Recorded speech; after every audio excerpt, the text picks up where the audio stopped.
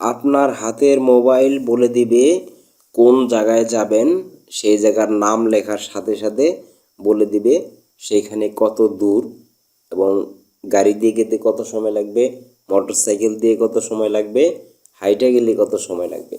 সেটা আপনি যে কোনো স্থান শুধু লিখে দিবেন। যেমন যারা ভারতের কলকাতায় আছেন তারা লিখবেন কলকাতার থেকে আপনার ইন্ডিয়ার যে কোনো জায়গার নাম লিখলেই দেখাবে। বাংলাদেশে যারা আছেন তারা বাংলাদেশের যে কোনো জায়গার নাম লিখলেই কিন্তু দেখাবে।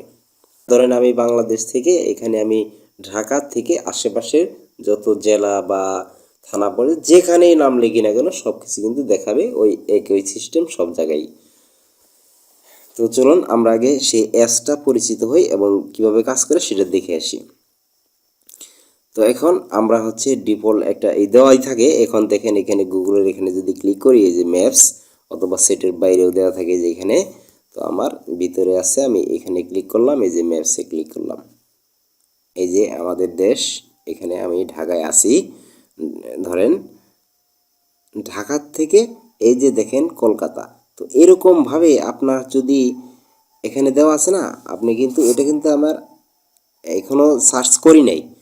তো এখন এইখান থেকে আপনি যে কোনো স্থানের যে কোনো জায়গা থেকে, যেমন কলকাতার আশেপাশে তো আপনারা যারা ইন্ডিয়া থাকেন সেখানে লিখলেন, আর যারা বাংলাদেশে থাকেন সেখানে বাংলাদেশের আশেপাশে এই যে কোনো জেলা থানা যে কোনো জায়গা আর কি। কলকাতার মানুষ এই ভিডিওটাও তো দেখতে পারেন, সেই ক্ষেত্রে আপনাদের কথা বলা হয়েছে। তো একই সিস্টেমে সবাই এই কাজটা করতে পারবেন। তো ধরেন আপনি কোনো একটা জায়গায় বাড়ি থেকে যাবেন, সেই জায়গার নামটাই সার্চ বক্সে লিখে দিবেন। আমি বাংলাদেশের ইয়াতে দেখাচ্ছি, আপনি যদি কলকাতায় হন তাহলে কলকাতায় আপনার ইন্ডিয়ার যে কোনো জায়গার নাম লিখলেই কিন্তু হয়ে যাবে।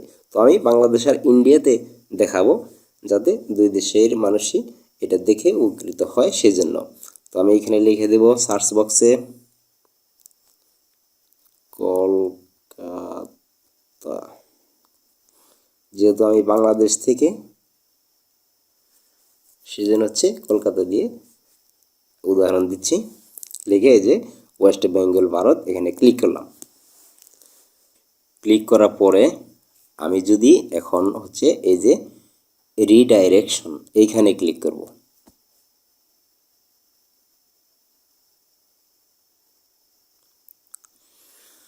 তো দেখেন আমরা আসি এই যে বাংলাদেশ, এইখানে এই যে এইখানে কলকাতা। তো এইখানে আপনার রাস্তাটা সহ কিন্তু দেখাচ্ছে। এখানে রাস্তা, এই যে এই রাস্তাটা দিয়ে আসতে হয়। এখানে দেখেন নীল কালারের মাঝখানে অন্য একটা কালার আছে না, এইটা এখানে কি জানেন, এখানে আপনার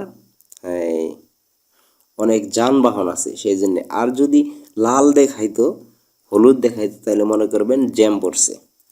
তো এখন এইখানে আরেকটা জিনিস, যে এইরকম রাস্তাটা আসলে আপনারা যদি না দেখতে পারেন সেক্ষেত্রে কি করবেন আমি সেটা বলে দিই। এই যে উপরে এই কর্নারে ক্লিক করবেন,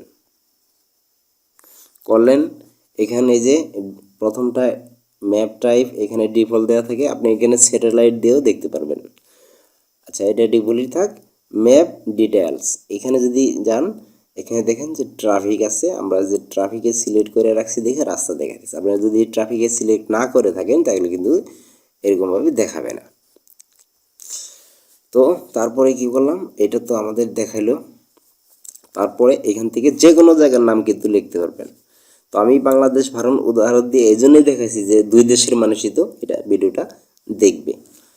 যাই হোক, এখন আমি এই অবস্থায় যদি দেখেন আরেকটা জিনিস দেখাই নেই, এই দেখেন এখানে এই রাস্তাটুক, এই যে এই আমাদের বাংলাদেশ থেকে, এটা ছোট করে নেই, বাংলাদেশ থেকে এই যে কলকাতা, এই লাল চিহ্ন এটা কলকাতা। আমি একটু দেখাই, তাহলে আপনি যদি জুম করি একটু, শিয়ালদা রেলওয়ে স্টেশন এই যে দেখছেন। তো এইখানে আমি এখানে একটু জুম আউট করে নিই, উপরে খেয়াল করেন এইখানে বাংলাদেশ ঢাকা থেকে কলকাতা পর্যন্ত গাড়িতে গেলে 9 ঘন্টা 45 মিনিট, মোটর সাইকেলে গেলে 8 ঘন্টা 41 মিনিট, রেলে গেলে ট্রেনে গেলে 1 দিন আর যদি হাইটা যাওয়া হয় তাহলে 3 দিন সময় লাগবে। তো এটা আমাদেরকে দেখাচ্ছে। এই যে কিলোমিটার হচ্ছে 336 কিলোমিটার, 8 ঘন্টা 41 মিনিট মোটর সাইকেলে সময় লাগবে, এটা এখানেও দেখাচ্ছে। তো এখন আমি যদি এখানে আরেকটা জিনিস, এখন তো এটা দেখলাম, এখন আমরা হচ্ছে এই রাস্তাটা বাম দিকে না ডান দিকে কোন দিকে যাইতে হবে সেটা কিভাবে বুঝবেন, সেটা বোঝার জন্য এই যে স্টার্টেড একটা বাটন আছে, এটাতে ক্লিক করবেন।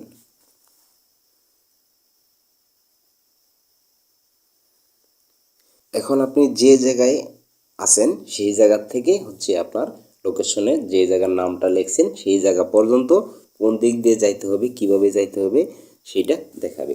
আপনি যদি এই এরো চিহ্ন যেটাতে একটা ক্লিক করেন তাহলে বলবে আপনি কোন দিকে যাইতে হবেন। আমি ক্লিক করে দেখাই।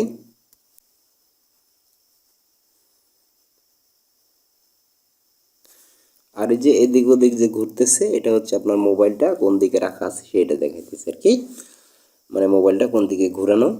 আর এই যে এইখানে যদি একটা অ্যারো চিহ্নতে ক্লিক করেন তাহলে বলে দেবে আপনি কোন দিকে যাইতে হবে।